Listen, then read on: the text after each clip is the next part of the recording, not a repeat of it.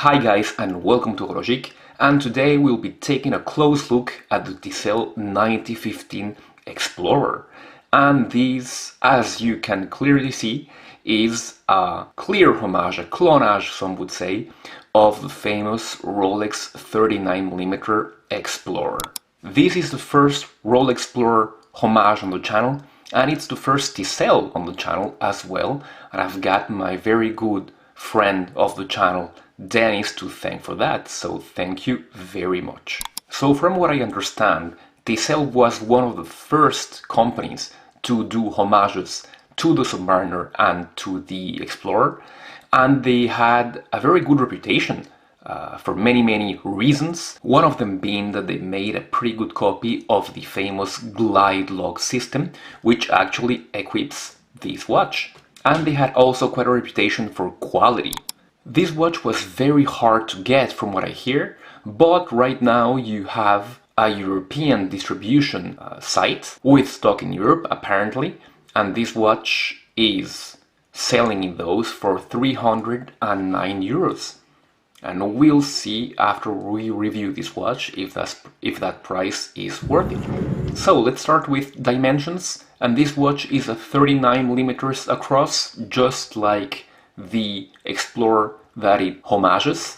It's 12mm in thickness, it's 47mm in lug to lug, and the end link to end link is over 53mm, and that will make it appear a bit bigger and will make these links, the first link, flare a bit, something I'm not a big fan of, but we'll discuss about that later. The lug width is 20mm, and the bracelet tapers from a 20 to a cool 16 and back to 18 at the sadly unsigned clasp. And the bracelet is a 3-link bracelet, and it's an actual 3-link bracelet. You can see that those links are independent there and not fused.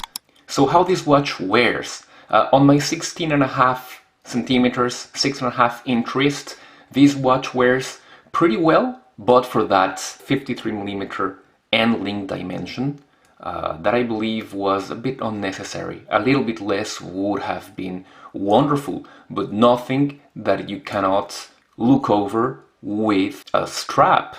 And I believe that with strap, this watch looks very good as well. So your dial is your typical Explorer dial with the Explorer layout, with those very famous 9, 6 and 3. That in this version are loomed, and that is very nice. We'll check the loom video afterwards. And with buttons at every other index, but for the 12, that is that very well known Rolexy triangle. At the top of the case, you've got the Tisell text, and at the bottom, you've got a water resistant 100 meters, which is perfectly fine for an everyday watch. The dial itself is black and lacquered, a bit reflective, the same way that Rolex does it. And the crystal is a sapphire with reflective undercoating. And that reflective undercoating is pretty good, if not exceptional, but it'll do the job. This watch has BGW9 Lume. In fact, let's check the Lume right now. So the Lume here is good, if not exceptional. And I believe that at least on the 9, 3 and 6 numerals that are the highlight, they could have gone for more lume. You see that those might be the first to go off. But still, a pretty adequate lume. I would have liked it for them to put a bit more layers of BGW9. But otherwise, it's quite adequate. The bezel is a smooth, polished bezel, which has picked a bit of scratches, as is usual with polished bezels and polished materials. The lugs are vertically brushed and the sides are polished. Polishing is very good, if not exceptional. And the crown, as you can see, it's a pretty large crown, and it is signed T for Tisell. That T looks a lot like the Tissel T. And this little crown, actually this large crown, is a screw down, helping with those 100 meters of water resistance. And helping also with that is the fact that it has, I don't know if you can actually see it there, but it has a rubber gasket. And winding the movement is pretty good. This, as we have said, is the Miyota 90S5, which is not visible through the sterile full caseback, with hands, hours, minutes and seconds, and it does not have a date function. And the good thing with this watch is that as they have picked the 90S5, it does not have a ghost date position. I'll show you. So first position is winding, and second position is directly hacking. In some watches with no date, you have sometimes what you call a ghost position, which means that if you pull to a second position, you have, and you turn, you have the date wheel that you cannot see, but it's still in the movement and it is changing. That does not happen here. Okay, and the movement has 42 hours of power reserve, and the accuracy is from -10 to +30. And the good thing that watch nerds appreciate is that it beats at 28,800 beats per hour, giving you that smooth tick of 8 ticks per second. It has 24 joules, and it is considered as an upgrade from your typical Seiko NH35s.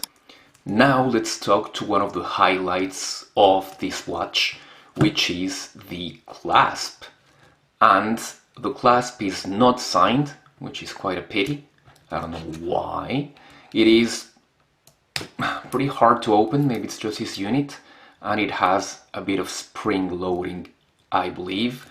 And most importantly, it has the glidelock system copied from Rolex. And I want to say that it works pretty well. I would not say it's at Rolex level, of course, neither should it be at this price, but it's much better than what you get, for example, with the ones in a Pagani design. It looks much more solidly built, and it is easier to operate, although in front of the camera I cannot seem to operate. This always happens. Alright, there you go. It is much easier to operate than a Pagani design, and it feels much more solid in there. So this is a very nice touch from Tisell, and they were the first ones to do this and to do it well. The tolerances of that clasp are pretty good, better than what you get, of course, with a Pagani design, as it should be, costing over 3 times more. Let's go to the tolerances of the bracelet. Yeah, they're pretty good. Pretty good as well. Not exceptional, but pretty good. So what have I liked and what have I not liked about this watch? I have liked the overall design. I think the brushing, the polishing, and that crown are very well made. It is pretty well made for a $300 watch. I like that the 9, 3, and 6 are loomed. I liked that it has a pretty well made glidelock clasp, and I like the overall quality of this timepiece.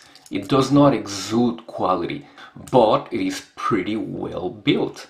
I also appreciate a lot the 90S5 movement because it gives you a very good movement with a very nice sweep, and you don't have that ghost date position. That will sadly lead me to the bad points of this watch. Why call it a 9015 when you go to the trouble of putting a 90S5 movement here? That is beyond me.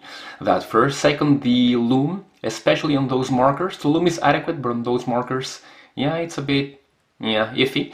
And then those end links. Those end links protrude a bit too much, making that 39 wear much bigger. Nothing that you cannot resolve with a strap, but still, I wish they had made those male links a bit shorter.